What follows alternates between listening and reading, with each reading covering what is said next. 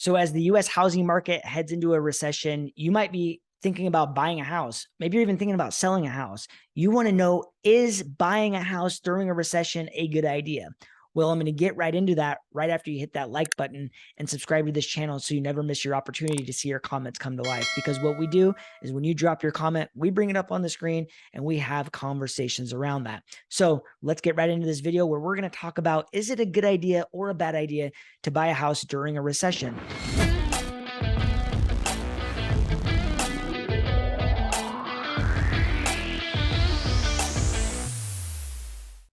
There's a couple things that you need to be extremely cognizant about.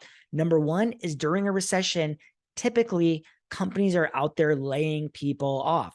So if you have an amazing job where that you're pretty much confident that you're going to keep and that your pay is going to stay the same and all the things, then it would probably be a good idea for you to get your goals written down on a piece of paper and just make sure that you're in alignment with your housing needs for the long haul. The reason that I say that is because during a recession, we've never seen the real estate market go up or down by more than a couple points, with the exception of 2 times. That was number one, during the housing crisis of 2008, where the market plummeted, and during the Great Depression.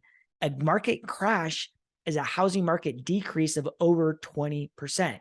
So if you're in it for the long haul, the thing that I can tell you is out shopping during a recession is that you're going to have a lot less competition. You're going to be able to get the seller more motivated. They're going to be a lot more lenient on what they do with their pricing, how much they give you on credits, what they do for repairs, and all the things.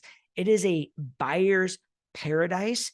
However, you have to be very, very observant on what you're looking for. And the other downfall to buying during a recession that we're currently dealing with right now is interest rates are at a level that is really, really causing a lot of harm financially to borrowers.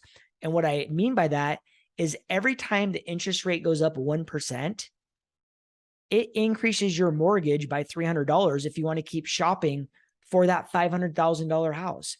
Now, if you decided to just keep your mortgage locked in at the price that you feel comfortable paying, you're going to have to lower your standards by about $50,000 to $70,000 every single time that percentage goes up. So let's say 1 week you're shopping for a house, you're pre-approved for $500K, rates go up 1%. You can either decide to pay $300 extra a month and keep shopping for $500K, or you need to readjust your expectations to go down to that closer to that $400,000 mark. In a few short months, the interest rates have gone from the 3s all the way up to almost 8%, almost a 5% jump. If you do the quick math on that, 5% times 50K is 250,000 on the low end, or 7 times 5 is 350K. So imagine losing $350,000 to $350,000 in buying power. That's like going from 850 to 500, or 750 to 500, or 500 to 250. Or 500 to 150. What? That is absolutely astronomically insane. And that is exactly what we're dealing with right now. So when you ask me if it's a good idea to buy during a recession or not, the thing that you must know is that only twice in history has the housing market actually crashed during a recession.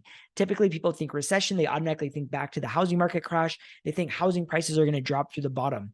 Here's the thing. Right now, for the last 8 months, housing prices have declined month over month. We have yet to see an annual year-over-year decline.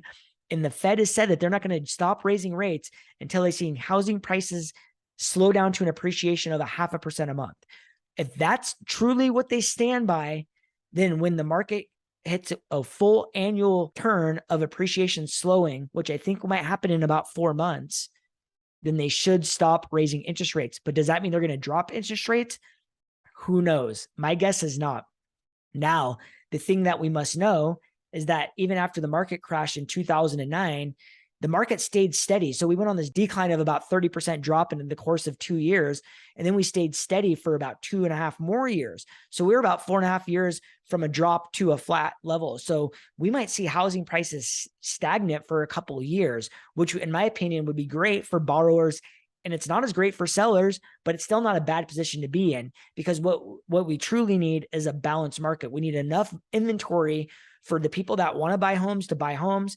And if people want to upsize, downsize, or even buy their first home, everybody should have that opportunity. America has put us in this bad position where we're about 20 million homes behind on what we need.